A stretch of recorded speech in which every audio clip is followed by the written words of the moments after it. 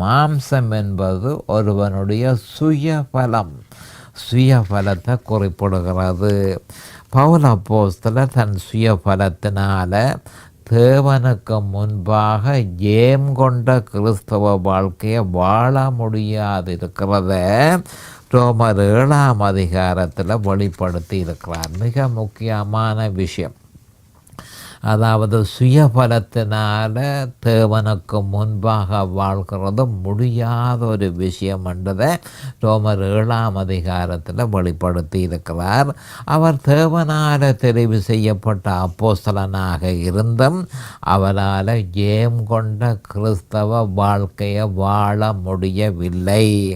அது எப்படியெனில், ஒரு பாவி தன் சுயபலத்தினால் தன்னை ரட்சிக்க முடியாதது போல அந்த பாவத்திலிருந்து ஒரு பாவி தன்னுடைய சொந்த பலத்தினால சுயபலத்தினால ஒரு பொழுதும் தன்னை ரட்சிக்க முடியாதது போல ஒரு விசுவாசியும் தன்னுடைய சொந்த பலத்தினால தன்னை பரிசுத்தப்படுத்த முடியாது. தன் சுயபலத்தினால தன்னை பரிசுத்தப்படுத்த முடியாது என்ற உண்மையை தெளிவாக நாம் அறிந்து கொள்ள வேணும்.